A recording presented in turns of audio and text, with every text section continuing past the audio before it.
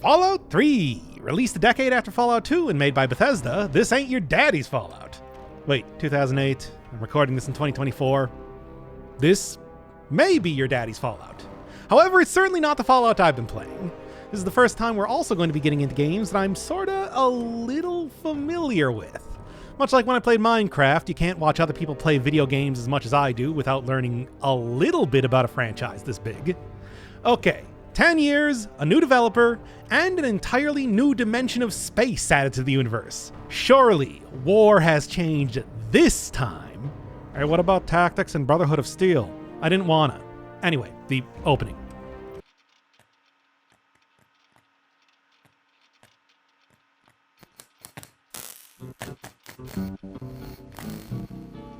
I don't want to set the world on fire. I just want to start a flame in your heart. In my heart I have but one desire, and that one is you. No other will do. I've lost all ambition for worldly acclaim. I just want to be the one you love. And with your admission that you feel the same, I'll have reached the goal I'm dreaming of. Believe I set the world on fire.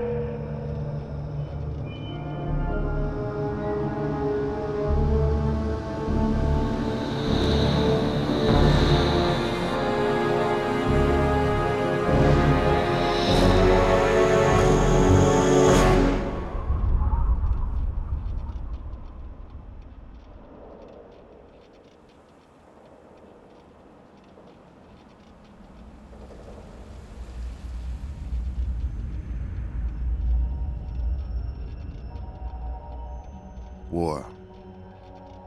War never changes.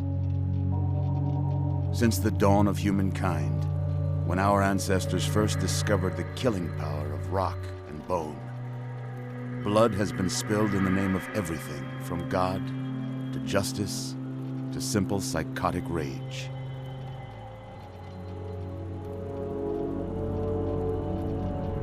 In the year 2077, after millennia of armed conflict, the destructive nature of man could sustain itself no longer. The world was plunged into an abyss of nuclear fire and radiation.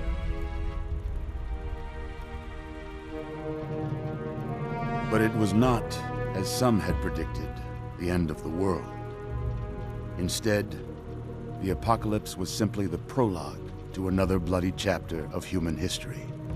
For man had succeeded in destroying the world. But war never changes.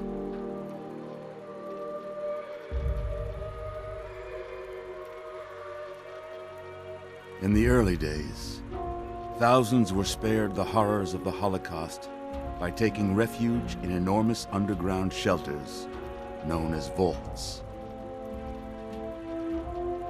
But when they emerged, they had only the hell of the wastes to greet them. All except those in Vault 101. For on that fateful day, when fire rained from the sky, the giant steel door of Vault 101 slid closed and never reopened. It was here you were born. It is here you will die. Because in Vault 101, no one ever enters, and no one ever leaves. Oh, hey, they got the rights for that song this time. The tradition of increasingly bizarre openings continues. We've gone from the utilitarian and no water, no vault, to legends and prophecies, and now to birth POV. I'm going to be playing this in first person, but if you want to know what RNG decided that Fancy Dan should look like, yeah, sure, whatever. It's fine, kind of boring. Now I'm a baby. This will not be a short tutorial, will it? My dad tries to tell me about the Bible, but I'm too busy doing a bunch of first-person platforming, everyone's favorite part of any first-person game. Book of Revelation. I just can't get away from that thing on this channel. And that's a quote you want to pull from it? What about 9, 10? And they have tails like unto scorpions and stings, and in their tails is the power to hurt men 5 months. That's way more appropriate for Fallout. Someone throws a flashbang into the room, and I'm at my birthday party. I'll be honest, I was paying attention to everything but the actual party itself. Hey look, it's Mr. Handy, that robot that appeared like 3 times in the first games. And one of them was the cinematic intro. The other thing that caught my eye was someone looking for a Dean's Electronics on the bulletin board. That's the book that increased your repair skill 8, 9%. Really, after getting a good look at everything, they did a great job at translating a lot of things from the first 2 games into a 3D environment.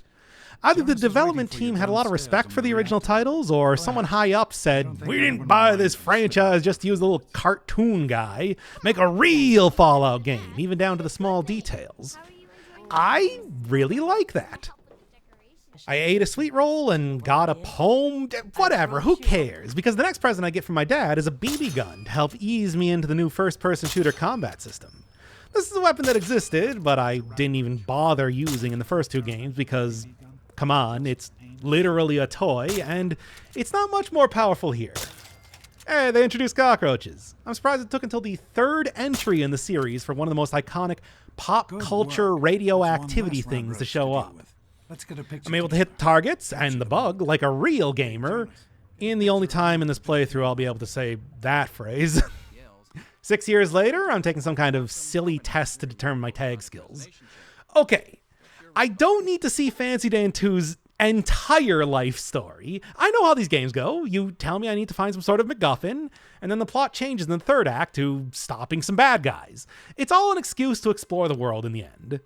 The whole test is then made irrelevant as I get the traditional tag skill assignment immediately afterwards. If you're wondering, same basic stat and skill build as Fallout 2. High luck for crits, high perception for guns, and high intelligence for those sweet, sweet skill points. Worked well before, so why not? Because it's an entirely different game and gameplay system. Yeah, I'll figure that part out eventually. Another 3 years, and I wake up to Dad gone missing, and the vault has been taken over by cockroaches. How does that even happen? How? They're big cockroaches. They're the most pathetic enemy in the entire game. I just don't understand. But I told you, we now have Water Chip, followed by Geck, followed by Dad. Hey, the 10mm pistol looks great. Like I said, there's a lot of attention that went into making relatively minor things accurate to the first games. Wow, they even got the accuracy right, too. Everyone is so mad at me. We should be directing that rage towards our common enemy, the cockroaches. Move over, rats. The real villains have made their entrance. This is the Vault Tech Assisted Targeting System, VATS. It's a good interpretation of the targeted hits and turn-based combat of the first games. Of course, I would have enjoyed if the game was still turn-based, but I understand why they didn't do that. I don't like it, but I understand. I make my way to the Overseer's office to figure out how to open the vault, which is not a giant donut podium, but a giant donut desk this time. I'm really trying to avoid killing the guards here. I know there's no real penalty or whatever, but for the verisimilitude, I don't think my character would be so quick to murder people they've known their entire life. I have a very strange, nonsensical way of doing RP sometimes. On that point, same basic conduct that I did in the first few games. Avoiding combat if speech or more quests will suffice, which usually ends up being the good route most of the time. If someone asks me to do something, I'll do it just to see what happens. Really, it comes down to not murdering people if they're not the exist only to be killed random encounters. Or cons. Or slavers. He's opening the vault door. We need this door open now. Oh my god. I swear this bit takes longer in every one of these games. Yeah. First time seeing natural sunlight. Was that Enclave radio? That station is always available to listen to. There are even robots wandering the wastes, blasting the sickest propaganda on the radio for everyone to hear. Doesn't mention the whole, we're going to kill everyone in the wasteland part, though. Then again, after Fallout 2, there's probably hundreds of the Enclave groups all across the US. If that didn't undercut the moment enough, I then get attacked by many DLC notifications. Many of them. It goes on for a bit, doesn't it? Regardless, welcome to the DC Wasteland. We've left California and are on the other side of the country. Why not? No big world map this time, but there are quest markers which will be saving me many times in the future, when I realize they exist. Which is going to be a while from now, so I hope you like watching someone fumble around aimlessly. Of course you do. You've been watching this series. Unless you're watching this over someone's shoulder on the bus or something. In that case, the YouTube channel is Doc Firebird. Like, comment, subscribe, please. I'm so desperate. Wandering around a destroyed town, I see a school and decide that that's as good a place as any to begin. Yep, it's still Fallout. I won't belabor this section. It's a small dungeon. A bunch of raiders, loot, your classic RPG location. There may be some deeper reason in coming here if I got a side quest, but the only reward for now is experience and a bunch of vendor trash. Not that I'll turn down that, given my history with money in the first two games. Walking the wastes, I discover that all water is radioactive in the DC area. Should have been obvious, what with these glowing green mushrooms. By going through here, I've already got more radiation built up than I had in the rest of the series. Thanks to my amazing strategy of pick a direction and walk in it, I come across a new, exciting location, Minefield. Hey, they just told me about fast travel. Maybe I'll just, leave Minefield for later. Hanging around a bit to the south of the vault is Doc Hoff, a wandering merchant. I'm not trying to threaten him. I don't know how to put away my weapon yet. Look at how cheap Radex is. For a place that's finally living up to the Fallout name, mitigating that radiation is quite affordable. Oh, and we're using bottle caps again. I can get behind that change. The gold coins they used in Fallout 2 are just so cliche.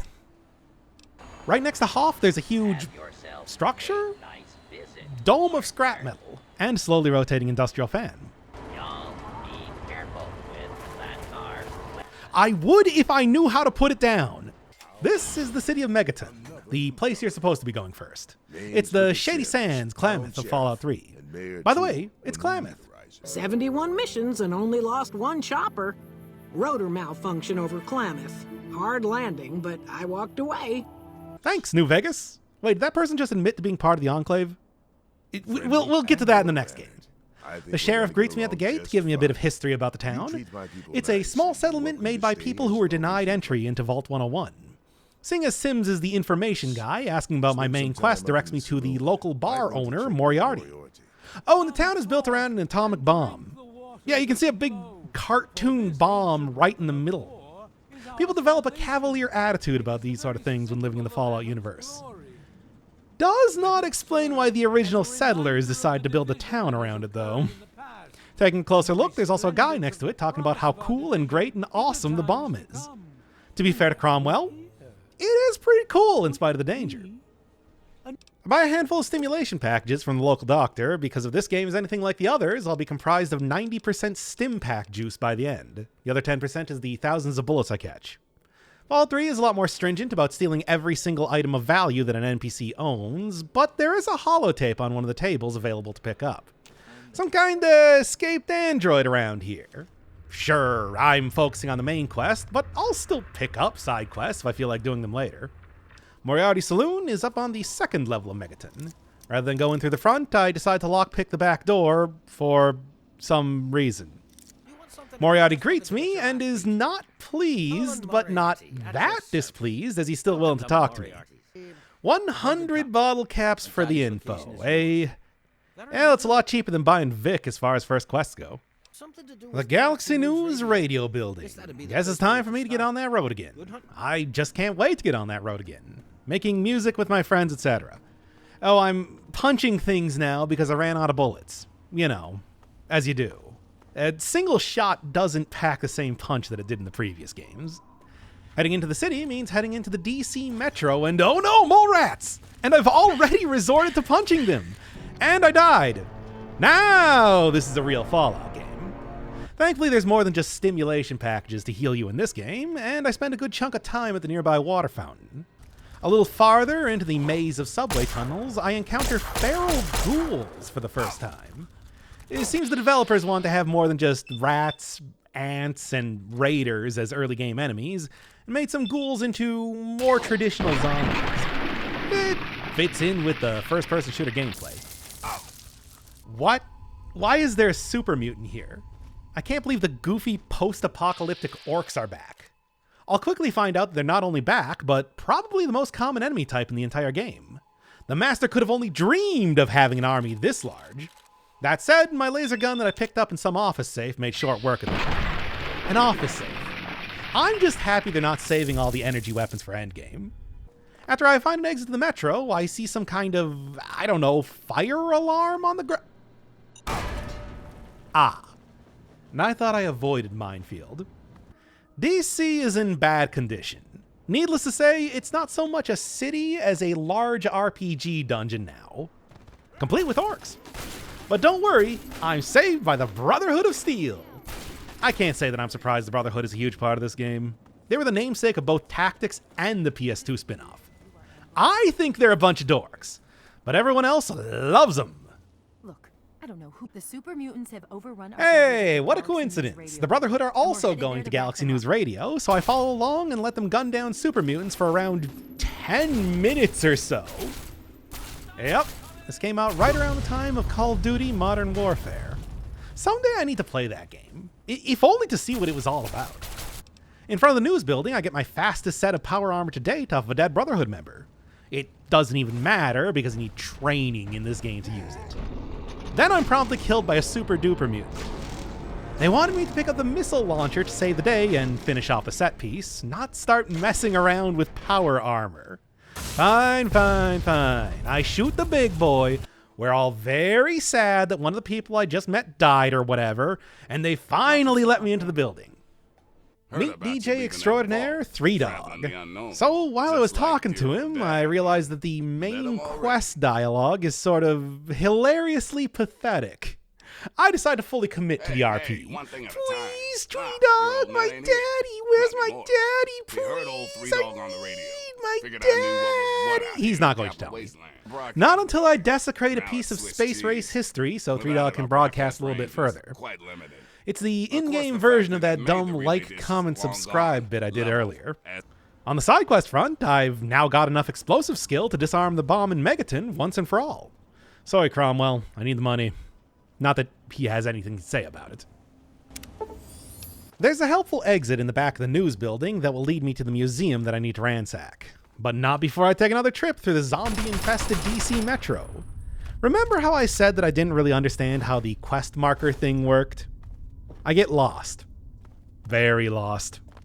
I end up fighting a bunch of crab people in some partially submerged metro area, which then leads me to a cemetery where I die to raiders. From the previous save, I wander around the tunnels until I see this helpful sign. I am glad the developers kept people like me in mind when designing this area. Oh wait, never mind. I instead went to some sort of extremely irradiated plane wreck and died there. Okay. Now I found some kind of hospital hotel that's swarming with super mutants. Despite clearly not being the place I need to be, I push on to the top of the building and realize that this is for some sort of side quest I didn't even know existed. It's a good time for a break, so I do a couple side quests back in Megaton. Moira, one of the shop owners with an exaggerated Midwestern accent, I would know, I'm from Wisconsin, is working on a wasteland survival guide and wants me to get some first-hand experience surviving the wasteland. The actual quests are somewhat dull, getting hurt a lot or getting a lot of radiation, but I do return to Minefield to rob it of its namesake and kill some sniper named Arkansas.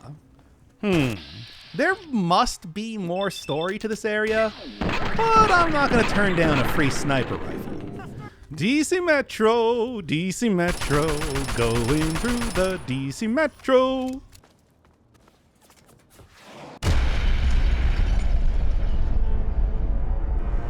That's some good classic Fallout. Even more DC Metro. Yes, I've realized go toward the big green arrow in the bottom left of the screen by now.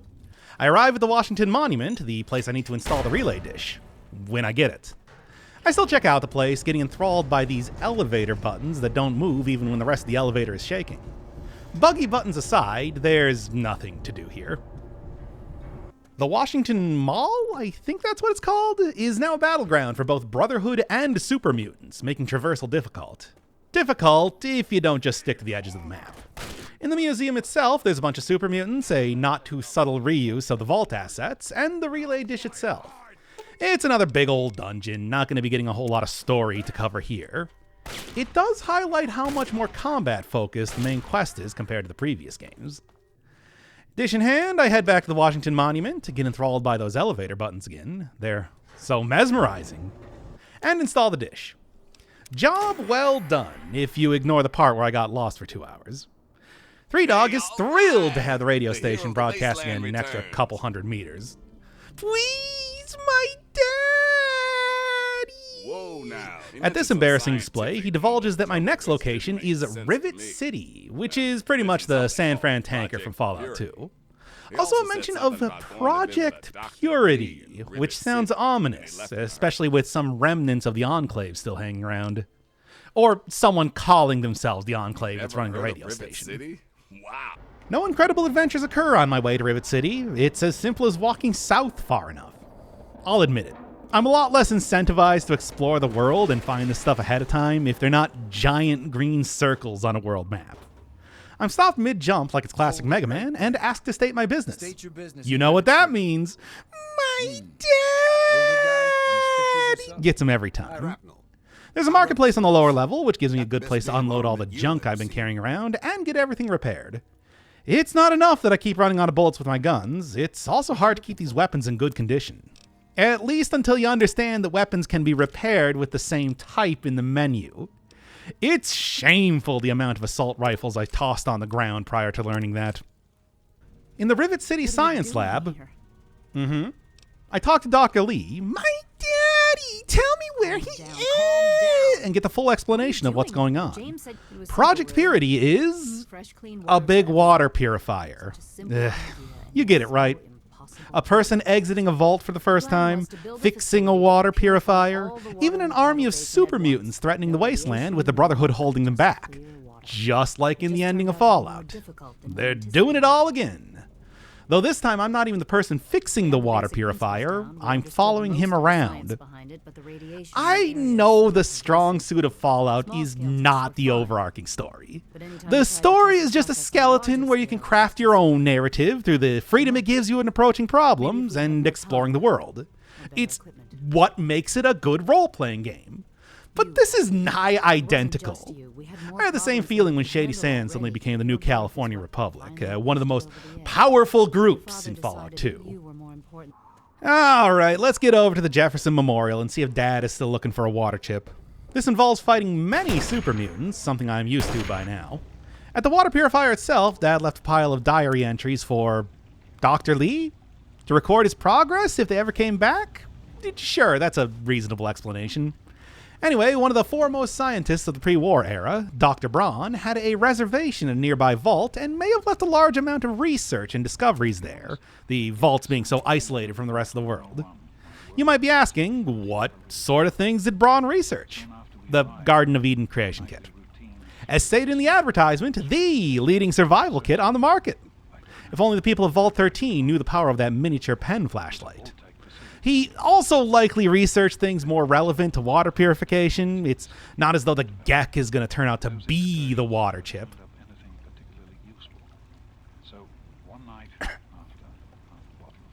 A reprieve from the metro tunnels of the big city, I go west from Megaton and locate the Evergreen Mills place that the vault is supposed to be nearby.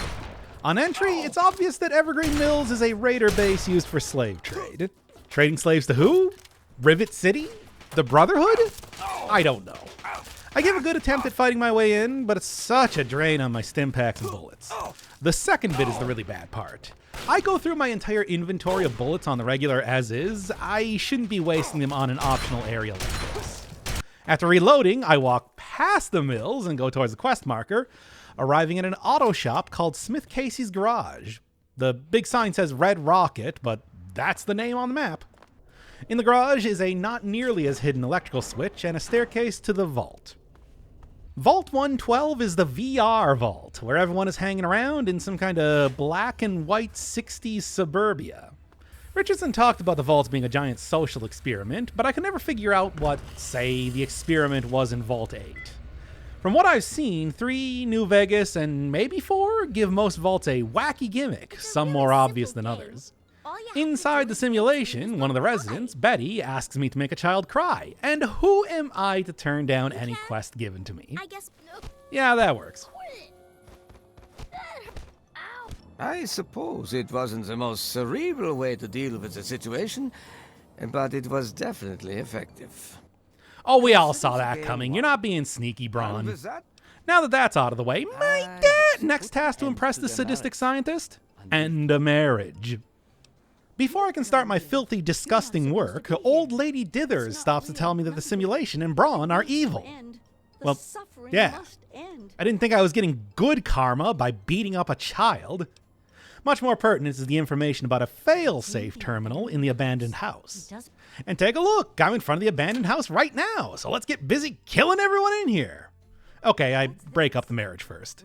I mean, come on. I need to do everything everyone tells me, right? Oh, nice. Braun is asking me to kill someone. Yeah, I got a real novel way to do that. There's a bunch of objects in the abandoned house that make a noise when interacted with. Using all of my knowledge as a video gamesman, I realize that the buzzer sound means I interacted with them in the wrong order, and it's a simple solution from there.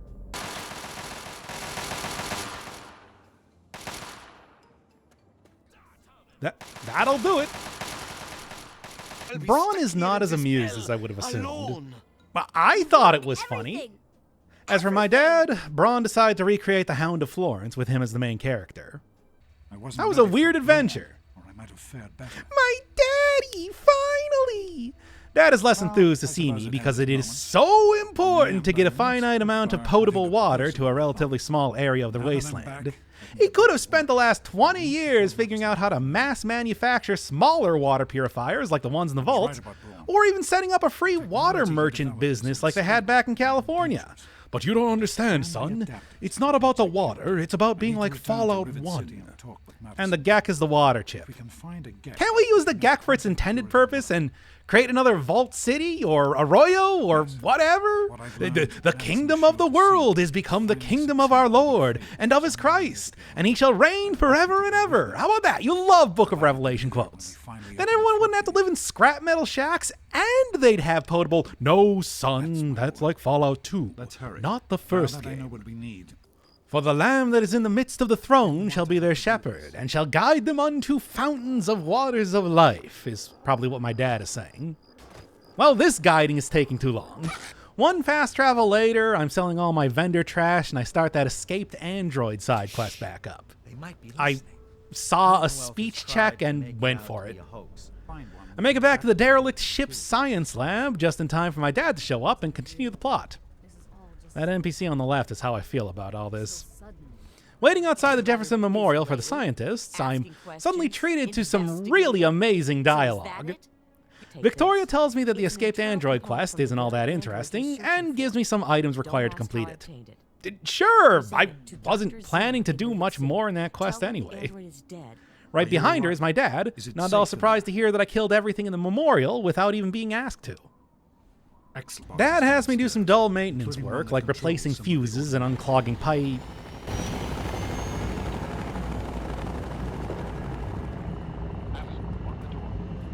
And here I thought recreating the old games would be mostly limited to Fallout 1. It's fun to see 3D versions of the advanced power armor. Let me tell you though, these Enclave are pitiful compared to Fallout 2.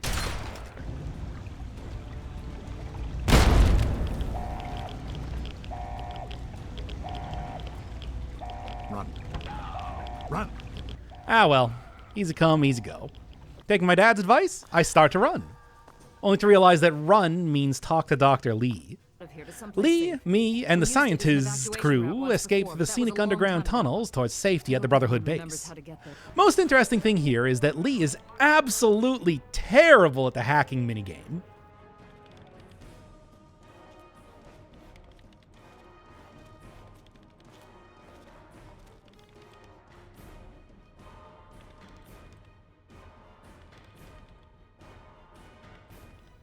Don't worry, Alex is fine. At the Citadel, Lee yells at the Brotherhood until they agree to let us in. Wow, this place is a dump. I always had the impression that the Fallout games were ones where people became unable to clear out rubble and all metal instantly rusted as soon as it was smelted. I see that idea was largely because of the 3D games. In the 2D games, there were plenty of actually pretty nice places. Fallout 1 had the Boneyard and Junktown, but there was also Shady Sands, Vault 13, and places like the Brotherhood Bunker. Then in the 50 years between 1 and 2, most of the larger cities were relatively clean, and the real filth was the people that ran them, something hokey like that. Here, even the high-tech, exclusive Brotherhood of Steel live in total squalor. I kind of love how these cutscenes work. And I told you Alex would be just fine. You may think that nearly getting killed by the Enclave would discourage us from trying to turn on the water purifier, or prioritize dealing with the people trying to kill us, but nope, gotta get that Geck. As such, I'm searching the Brotherhood's archives for vaults that may have one. Hey, it's the holotape I got from the Glow. Remember that one? Good times, good times. Here we are, Vault 87. No info on the wacky gimmick for this one, but they do have a Geck. Before looking for a way into the vault, I stop back at the Rivet City to sell stuff and find Victoria Watts to finish off the android side quest. Victoria gives a full explanation of the organization she works for, the Railroad. Oh wait, is this a Fallout 4 thing? Well, they've been setting that one up for a while in that case. They're saving androids, something that will be expanded upon in a couple games.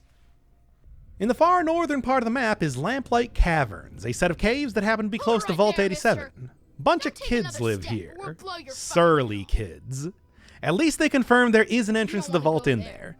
I took a perk way earlier in the game. There aren't many good ones early on. Child at Heart, which was supposed to give additional speech options, but only ever comes in handy here. Not really worth it if you ask me, but I get into town easy enough. The mayor leads me over to Murder Pass, and we are into one of the biggest dungeons I've encountered.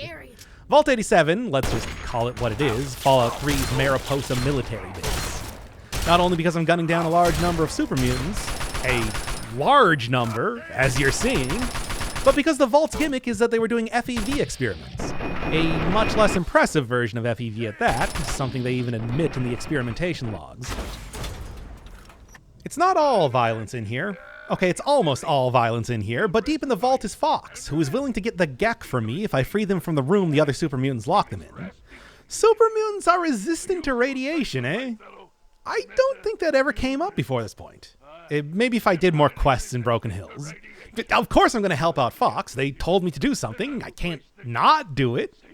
Besides, it's as easy as hitting a button at the end of the hall.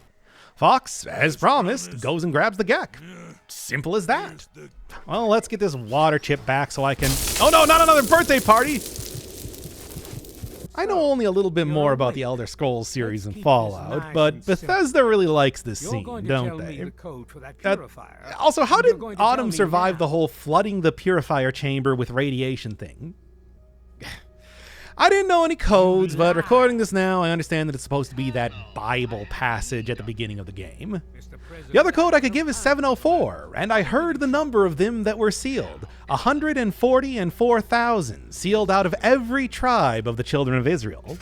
An equally apropos passage. It's all irrelevant because the president lets me go. No, not Richardson. They probably had to go far down the list for the next person after the oil rig explosion. Autumn, unsurprisingly, does not like this turn of events. Not that I expected to be getting out of here so easily. President Eden wants me to... stick modified forced evolutionary virus into the water purifier.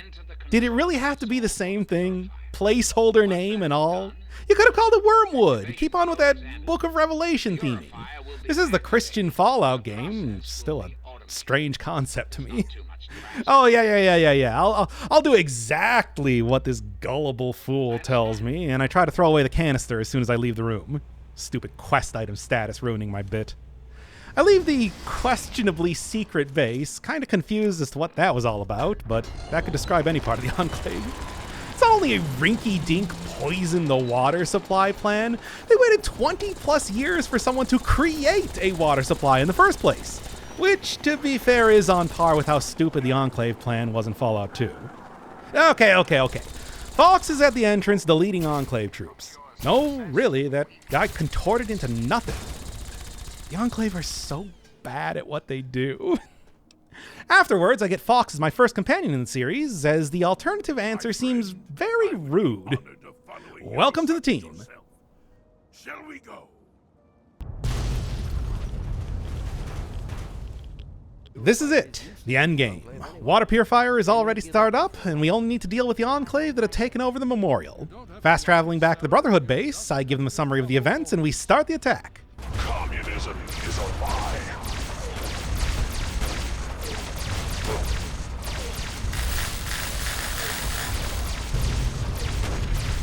What the fuck is this? Anywho, look who got the purifier first. I try to resolve the situation peacefully by getting rid of his weapon, but Fox and Lions have other plans.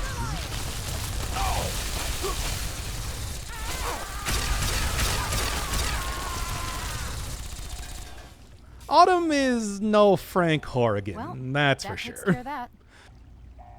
Ah yes, I remember so people much for complaining about this celebrating. back when the game first One of came us is out. going to have to go in You can there do a and heroic turn it sacrifice to on. start the water purifier, but you can also tell a companion, especially Not one that's exactly how I immune to imagined it going radiation, to out. do it instead.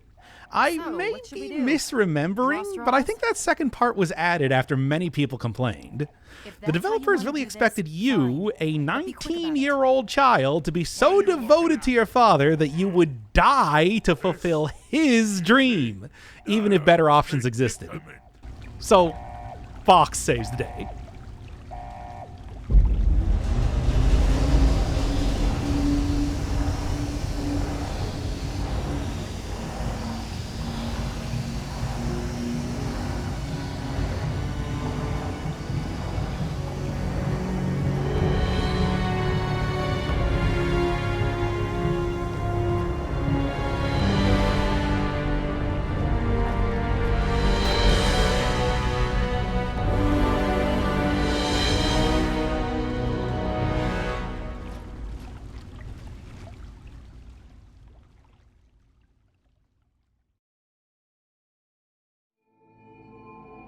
And so it was that the lone wanderer ventured forth from Vault 101, intent on discovering the fate of a father who had once sacrificed the future of humanity for that of his only child. The capital wasteland proved a cruel, inhospitable place, but the lone wanderer refused to surrender to the vices that had claimed so many others. The values passed on from father to child, selflessness, compassion, honor, guided this noble soul through countless trials and triumphs.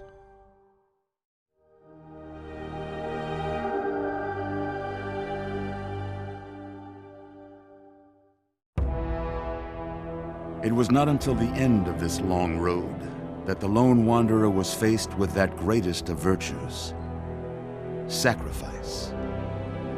But the child refused to follow the father's selfless example, instead allowing a true hero to venture into the irradiated control chamber of Project Purity. Thankfully, when selected by the sinister president to be his instrument of annihilation, the Wanderer refused. Humanity, with all its flaws, was deemed worthy of preservation. The waters of life flowed at last, free and pure for any and all. The capital wasteland, at long last, was saved. So ends the story of the lone wanderer, who stepped through the great door of Vault 101 and into the annals of legend. But the tale of humanity will never come to a close, For the struggle of survival is a war without end. And war never changes. I still have not found that dog. That was a dumb ending. Again, I rolled my eyes a lot of the reuse of story elements, but this was still a fun one. I may do more of the side quests in the future.